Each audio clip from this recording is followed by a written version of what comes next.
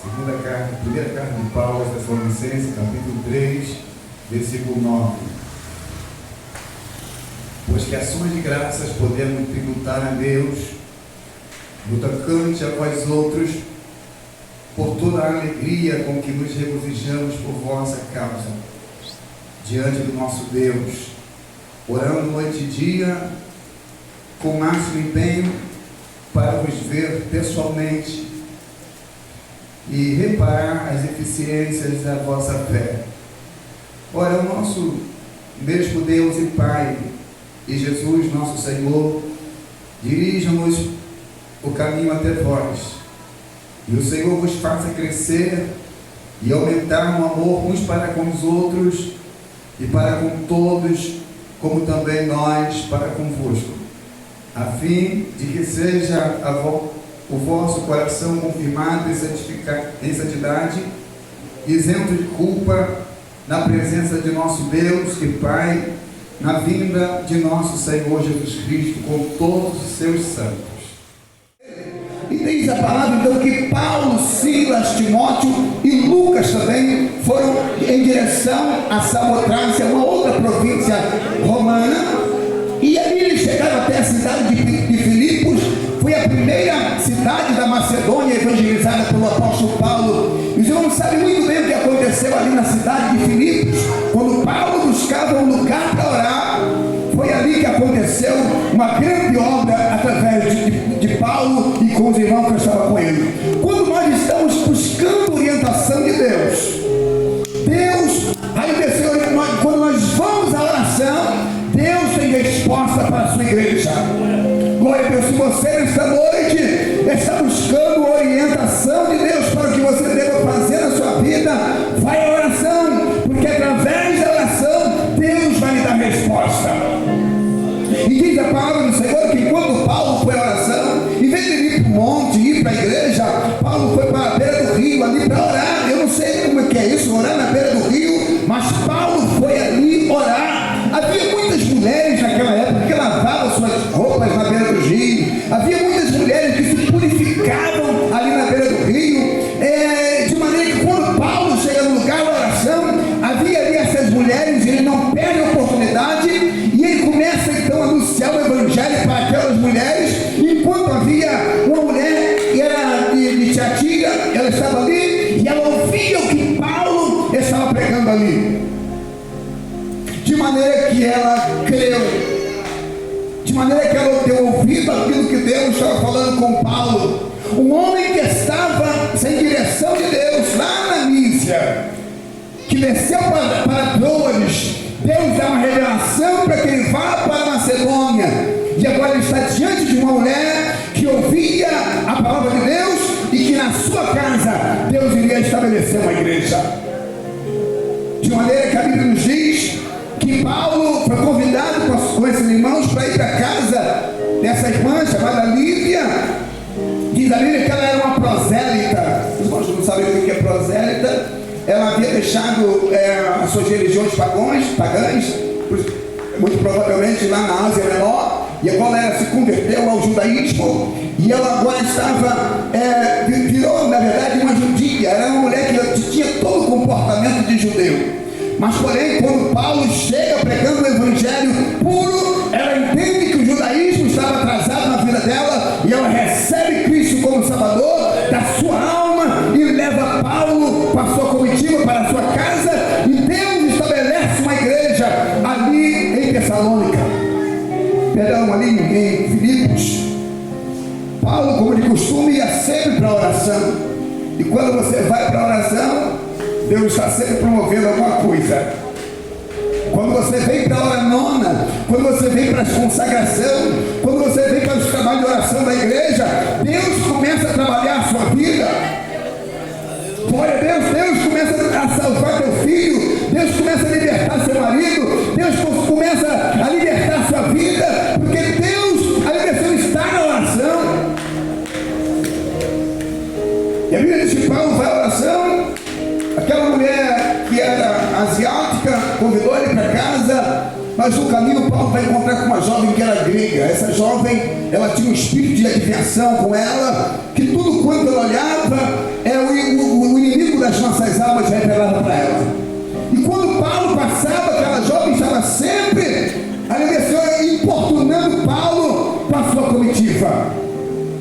E a Bíblia nos diz que agora Paulo repreende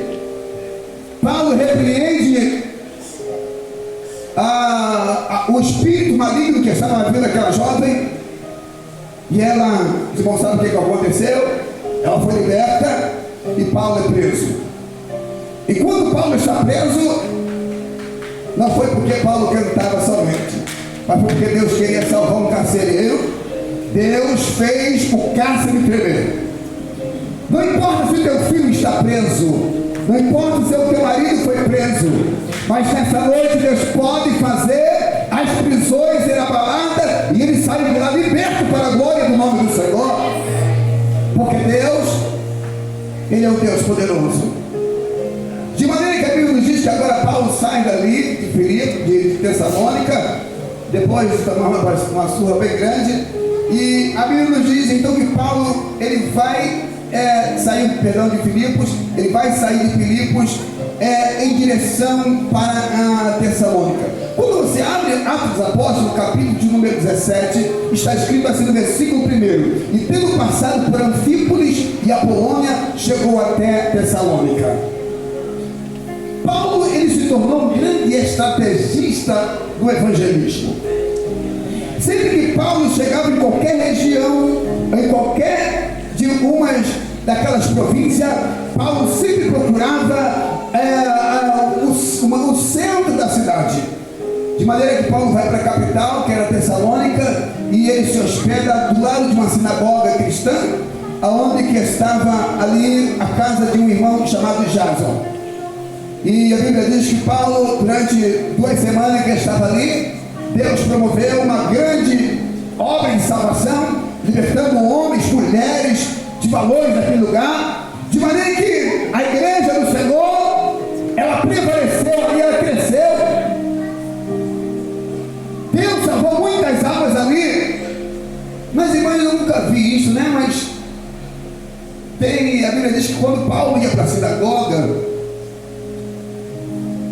a sinagoga enchia, né? Você sabe aí, né?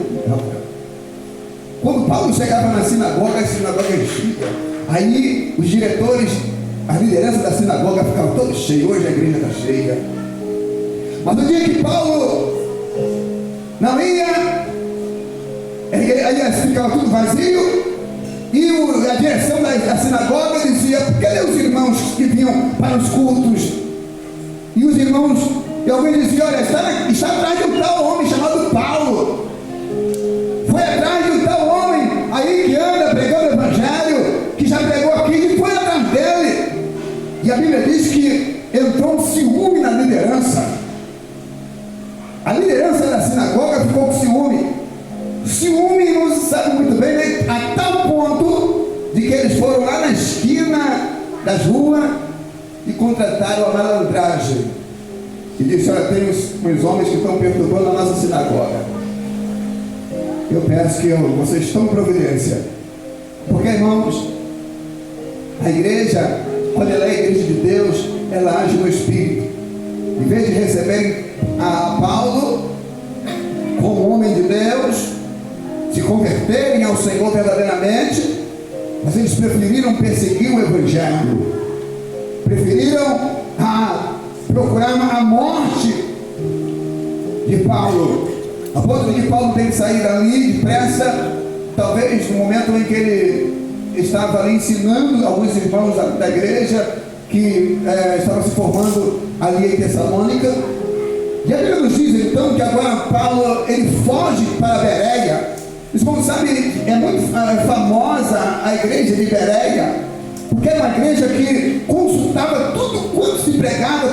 Quando chegava um pregador na igreja, a igreja não ficava ouvindo o pregador, ela ia consultar as escrituras para saber se realmente aquilo está na Bíblia, da palavra do Senhor. Quando a igreja ela fica ouvindo somente o que é ensinado, mas ela não busca a orientação naquilo que está sendo pregado, essa igreja fica à mercê dos homens. Mas quando nós buscamos nós mesmos nas escrituras, aí nós tiramos todas as dúvidas da nossa fé.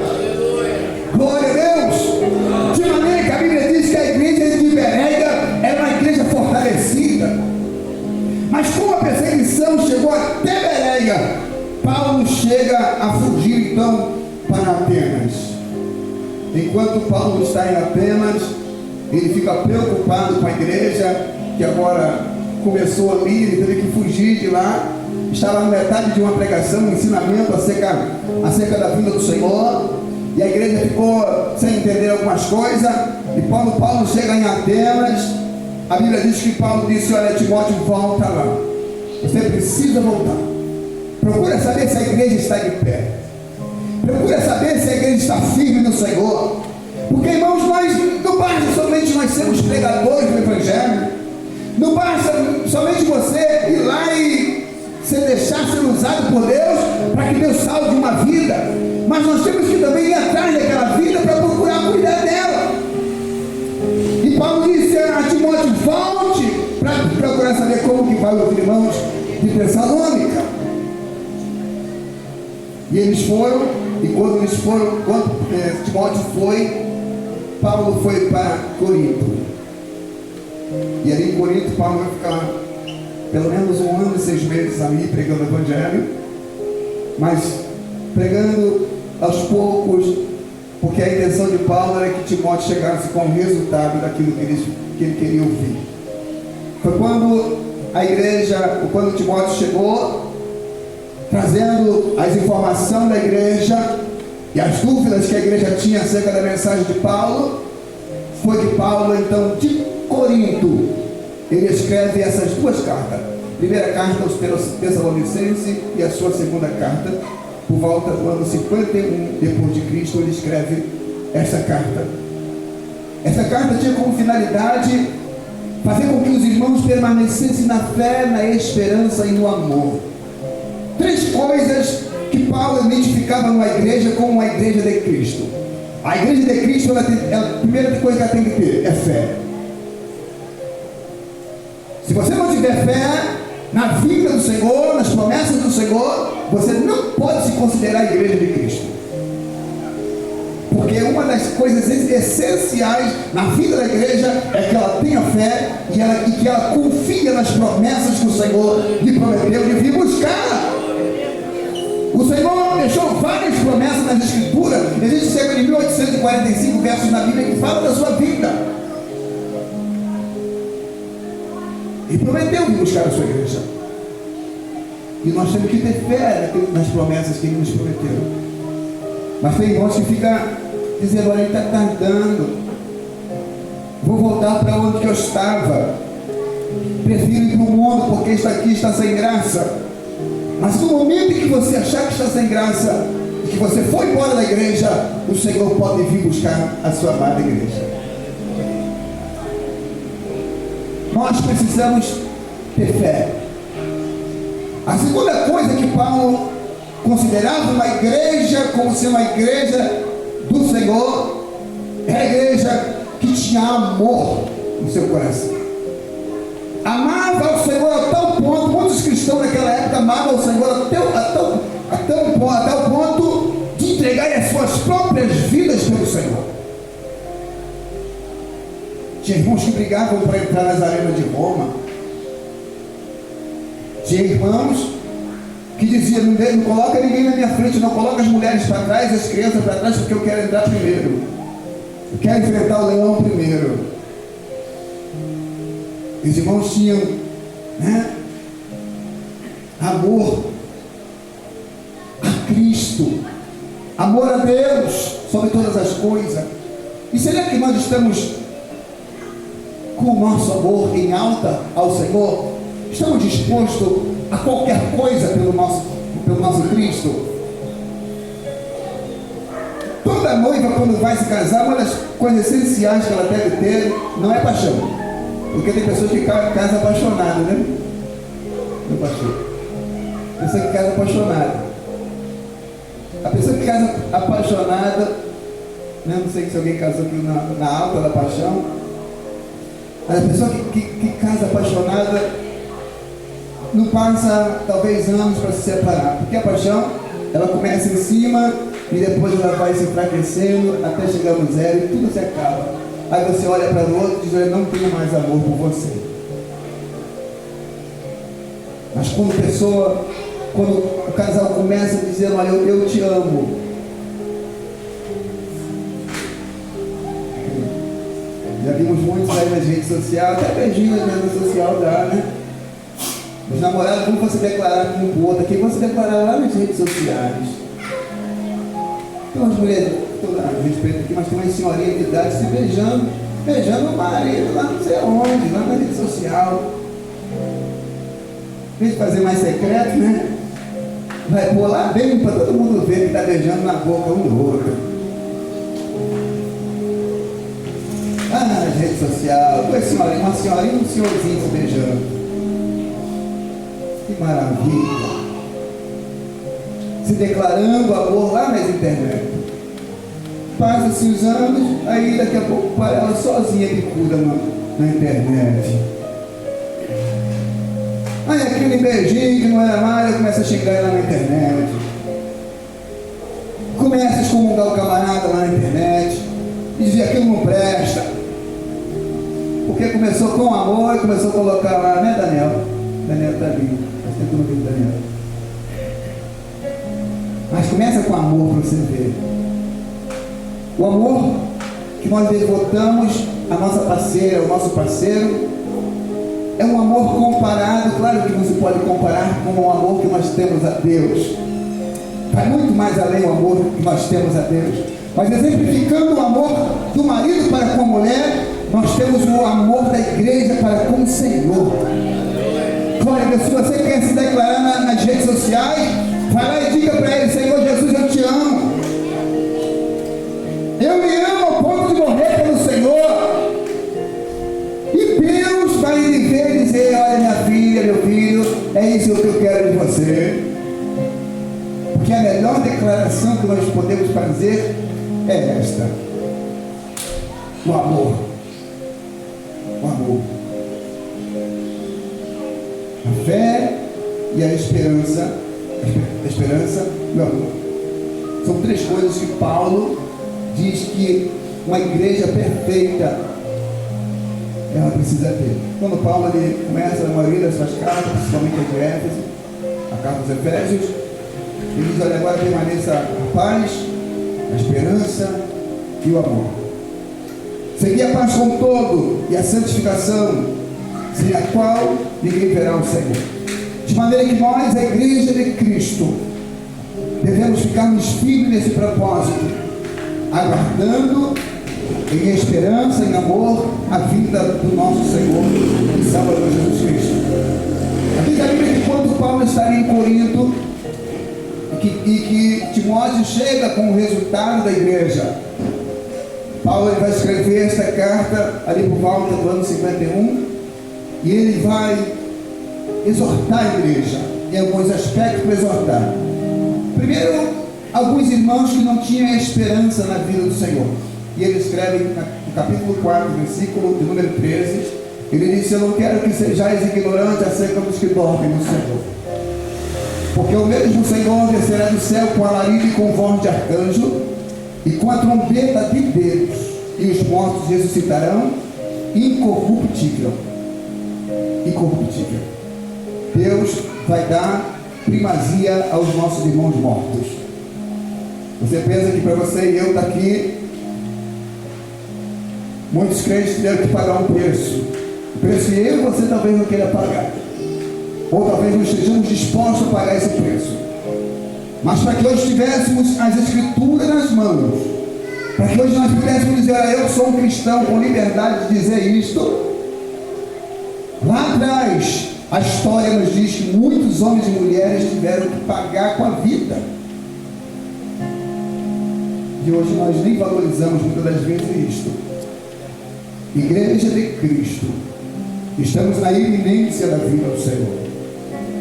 É tempo da igreja acordar, não sermos como aquelas virgens loucas que estavam na incumbência, né, de esperar o noivo, mas elas começaram a tosquenejar, claro que todos tosquenejavam, mas só 5 delas estavam despreparadas de provisão para o caminho. Quando Cristo vier buscar a igreja, não haverá tempo de nós buscarmos no joelho mais. Você que hoje não busca, sei que hoje não mora. Quando falar que Jesus está vindo, você talvez não terá força para ir ao encontro dele. Porque nós temos que se preparar agora, enquanto o Espírito Santo está atuando na vida da igreja. Porque haverá tempo em que não haverá condições do crente buscar o Senhor. E nós precisamos se preparar para esse momento. O nosso Cristo está voltando. Já houve para mais de 25 mil guerras no mundo. Terremotos são incontáveis, maremotos incontáveis. Estamos vivendo uma guerra ativa já em Israel, na região também da Rússia.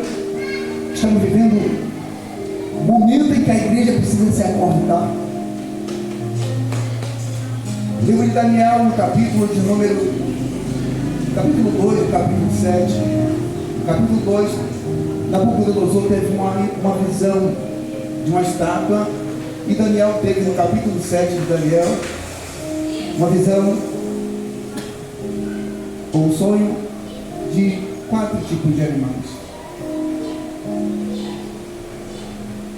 No capítulo de Daniel, no capítulo 7, Daniel, na sua visão, ele viu um leão contendo 2 asas de águia, representando o império de Nabucodonosor.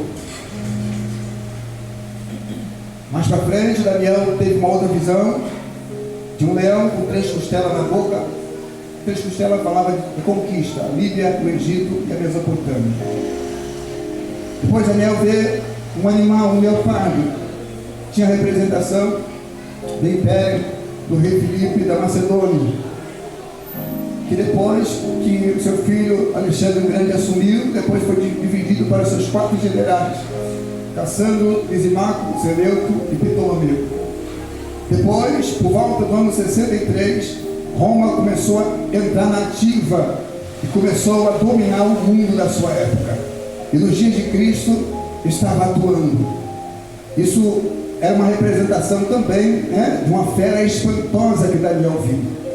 Mas a Bíblia diz que aquela fera espantosa que Daniel viu, ela tinha 10 chifres, 10 pontas, e sobre aquelas 10 pontas apareceu uma ponta pequena.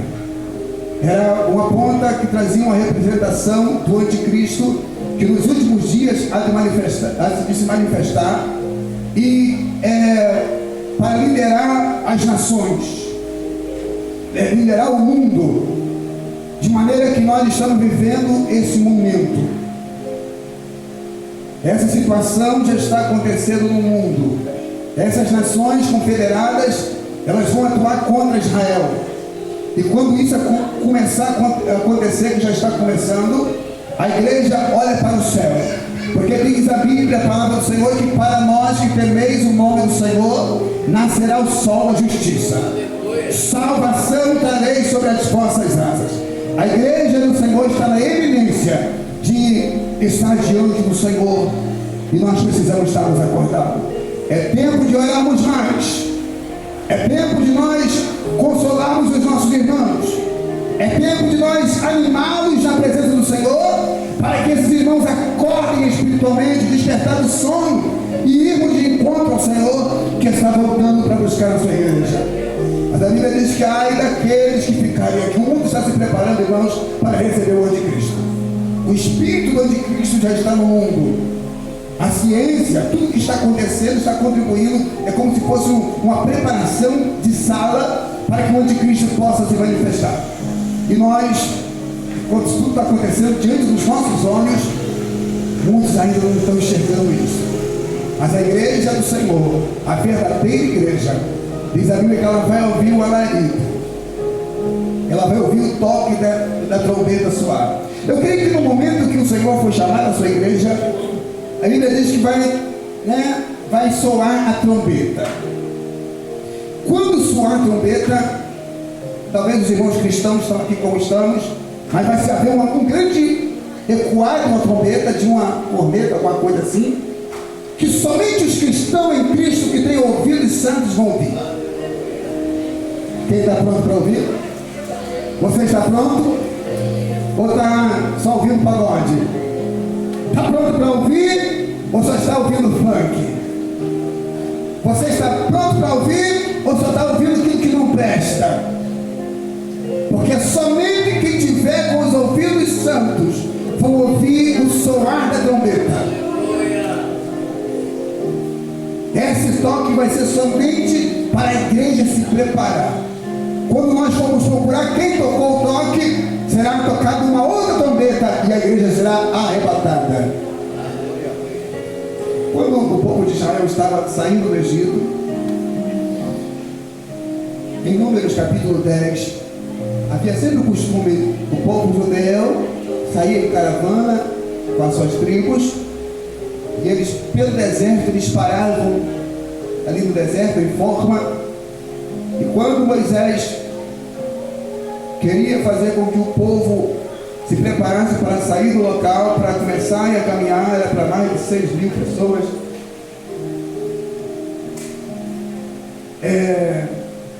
ele chamava o corneteiro e dizia: toca a trombeta. E aí tinha um modo lá eles tocarem a trombeta, tocava com um tom, e o pessoal levantava e dizia: olha, Moisés mandou todo mundo se preparar para partir. Aleluia. Moisés já disse para o povo se preparar para partir. E aí Moisés dizia, quando ele tocava a trombeta, todos do modo em que estavam, se estivesse deitado tinha que se levantar, se estivesse desarrumado tinha que se vestir e se arrumar, porque era hora de partir. E aí quando tivesse todo mundo preparado, com a tenda desarmada, aí Moisés dizia: agora toca a trombeta reprimindo, porque o povo vai marchar. O Senhor está tocando trombeta. Está quase na hora de ouvirmos o Senhor tocar a última trombeta. E nós vamos estarmos com o Senhor na sua glória. Só quem tem esperança pode dizer amém? O Senhor está voltando para te buscar. O Senhor está voltando para nos buscar. As promessas do Senhor não falham. Ele é fiel, Ele é verdadeiro, Ele é o último, é o princípio, Ele é o fim. Ele prometeu e Ele não vai falhar. Prepara, igreja. E eu deixo esse versículo que lemos aqui na introdução para os irmãos, porque é o desejo que eu tenho no meu coração, que é de estar orando pelos irmãos, que os irmãos orem por nós. Porque, irmãos, talvez já vi um outro convite e eu dizer para o irmão: olha, se Deus permitir eu vou, porque se eu não for lá eu vou para o céu. Que Deus abençoe aos irmãos em nome de Jesus. Muito obrigado pela confiança do pastor. Muito obrigado pelo convite, meu irmão.